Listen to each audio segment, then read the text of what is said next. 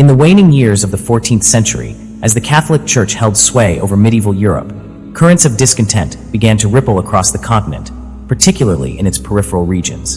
Among these burgeoning movements, the Hussites would emerge as a formidable force, their military prowess striking fear into the heart of Europe for nearly 2 decades. Far more than a localized uprising, their struggle etched itself into the very fabric of Czech identity and served as a stark precursor to the tumultuous Reformation and the ensuing European wars of religion. The stage for this dramatic confrontation was set by the widespread dissatisfaction with the Church's opulence and the pervasive Western Schism of 1378, which saw rival popes elected in Rome and Avignon, further eroding the Church's prestige. At the vanguard of this growing dissent stood John Wycliffe, an English philosopher and theologian. His sharp critiques targeted the Church's extravagant wealth and advocated for the revolutionary idea of translating the Bible into local languages, making scripture accessible to the common person. Wycliffe's radical ideas resonated deeply with many clergymen, most notably Jan Hus of Bohemia. Inspired by Wycliffe, Hus became a vocal critic of the papacy and the Church's excesses, quickly garnering a significant following. Bohemia, then a kingdom within the Holy Roman Empire, was ruled by Wenceslas IV. Wenceslas, attempting to maintain neutrality in the escalating schism to secure his own imperial ambitions, inadvertently strengthened Hus's position. This delicate balance was shattered when Wenceslas's half-brother, Sigismund, the King of Hungary and a rival for the imperial throne, convened the Council of Constance in 1414 with the express purpose of resolving the schism. Jan Hus was invited to the council, promised safe conduct by Sigismund himself, only to be treacherously imprisoned and executed in July 1415. Hus's martyrdom ignited the simmering tensions into a raging inferno. His devoted followers, now united under the banner of the Hussites, immediately retaliated by attacking Catholic monasteries across Bohemia and Moravia. By 1419, the region was in open rebellion. The climax of this initial phase came in July when citizens of Prague, the capital, assaulted the king's representatives. Some accounts suggest that the shock of these events may have even contributed to King Wenceslas's death. His successor, Sigismund, wasted no time in dispatching an army to quell the rebellion. Within the Hussite movement itself, a schism emerged between the moderate Utraquists of Prague, largely composed of nobility and urban dwellers who favored negotiation, and the more radical Taborites. The Taborites, a formidable force of minor nobles and peasantry, were led by the legendary Jan Žižka, a seasoned veteran of the Battle of Grunwald. This internal division would define the coming conflicts, but for now the Hussites, fueled by their unwavering faith and Žižka's brilliant leadership, were united against a common enemy. The early months of 1420 saw the Taborites, despite being significantly outnumbered, achieve a stunning victory over Catholic forces at Sutomir. This triumph set the tone for the coming year, as the Hussites swiftly captured numerous Bohemian cities, culminating in another crucial victory at Vyšehrad in November. By January, the Taborites had even pushed into Moravia, forcing Sigismund to retreat to Hungary as his supply lines became dangerously exposed. Recognizing the growing internal divisions between the Taborites and the Utraquists, the Pope called for another crusade in 1421, led once again by Sigismund, who promptly laid siege to Prague from 3 sides. This renewed external threat, however, served to temporarily reforge Hussite unity, as their disparate armies rallied under the command of Jan Žižka. The pivotal Battle of Vítkov Hill unfolded on July 14, 1420, just east of Prague. Facing a crusader army estimated between 5,000 and 10,000 knights with only a few hundred of his own warriors, Žižka understood the strategic importance of Vítkov Hill. Its capture would enable Sigismund to completely encircle Prague. With characteristic ingenuity, Žižka fortified the steepest part of the hill, compelling the knights to launch a costly frontal assault. The Hussites unleashed a devastating barrage of handguns, crossbows, and light artillery, inflicting heavy casualties on the charging crusaders. Though the crusaders almost breached their defenses, Žižka himself personally intervened, driving the enemy back. As the knights attempted to retreat, their path was blocked by their own infantry, creating a chaotic bottleneck. Seizing the moment, Hussite reinforcements poured out from Prague, attacking the crusaders' flanks while Žižka's Taborites relentlessly pushed them downhill. The crusader left flank disintegrated, leading to a full-scale retreat.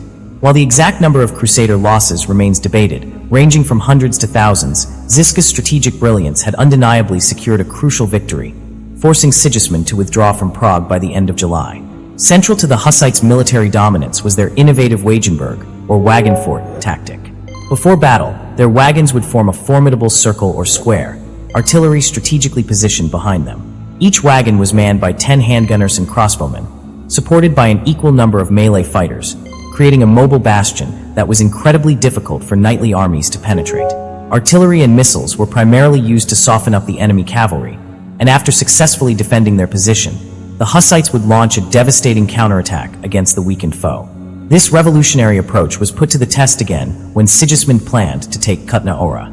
Despite having lost his vision entirely due to injuries, Žižka, leading 15,000 troops, intercepted Sigismund's overwhelming 50,000-strong crusader army near the city in late December. As was his custom, Žižka's forces occupied the town, leaving a small garrison, while his main force formed a square of wagons outside the city walls. The Crusaders attacked on December 21st, and the Taborites, despite being heavily outnumbered, held their ground throughout the night, inflicting immense casualties. Surrounded and unable to counterattack, Žižka devised an audacious plan. He ordered all his artillery onto the wagons, forming a single charging column that slammed into the enemy. The volleys of artillery and missiles from both sides of the wagons decimated the Crusaders. Sources claim Sigismund lost over 10,000 men, while the Taborites suffered only around 2,000 casualties. Though forced to retreat, Žižka immediately seized the initiative, ambushing Sigismund's undefended supply train at the Battle of Duchbrod, stripping the Crusaders of their provisions and forcing yet another humiliating withdrawal. The Hussites even extended an offer of the Bohemian crown to King Jogaila of Poland, which he refused, though his cousin, Grand Duke Vytautas of Lithuania, briefly accepted, sending his nephew Sigismund Korybut with a few thousand fighters. The passing of Jan Žižka in 1424 marked a turning point, with Prokop the Bald assuming leadership of the Taborites. Despite this change, the Hussites continued their remarkable run of victories, easily repelling the Fourth and Fifth Crusades sent against them. Their military prowess was such that they frequently launched devastating raids into Germany and Hungary. Their influence even stretched to the Baltic Sea in 1433, when they aided Poland in the Polish-Teutonic War of 1431 to 1435, forcing the Teutonic Order to enter negotiations with Jogaila. Defeating the Hussites had become a paramount concern for both the Church and the Empire throughout the first half of the 15th century. Recognizing their formidable strength, the Hussites were invited to the Catholic Council at Basel in 1433. Here, a significant breakthrough occurred. The Church reconciled with the moderate Utraquists, granting them the right to practice their own rites. However, this peace treaty was vehemently protested by the more radical Taborites, making a confrontation between the former comrades inevitable. In May 1434, the two factions finally clashed near Český Brod, at a hill named Lipen. The Utraquist army, comprising almost the entirety of the Czech nobility and led by Diviš Borek, fielded 13,000 footmen, 2,000 cavalry, and 700 wagons. The Taborites, under Prokop the Bald, commanded 10,000 infantry, 700 horsemen, and 400 wagons. Prokop strategically positioned his wagons on the slopes of the hill, digging trenches in front of his lines and securing his left flank with a small river. His artillery, placed in the second line with cavalry in the rear, benefited from the uphill advantage, negating the Utraquists' numerical superiority. After several days of fruitless negotiations, the battle commenced on May 30th. Initially, the Utraquists maintained a distance just beyond the range of Taborite artillery. Diviš Borek, however, ordered his infantry columns, with wagons at the forefront, to advance after an artillery volley, knowing the Taborites would need time to reload. While the Taborites inflicted some damage with their remaining artillery, the Utraquist artillery, now in range, was largely ineffective firing uphill. Diviš Borek feigned a retreat, prompting the predictable Taborite counterattack. Their wagons moved aside, and they charged downhill. However, as they closed in, the Utraquist wagons suddenly halted and unleashed a devastating volley. Compounding the Taborites' woes, their cavalry, meant to cover their flanks, abandoned the battle, and Diviš Borek's cavalry, hidden in a nearby forest, launched a decisive flank attack. The Taborites suffered catastrophic losses and attempted to reform their Wagenburg, but the relentless Utraquist cavalry pursued them, preventing any regrouping. Prokop the Bald was killed, and his army effectively ceased to exist.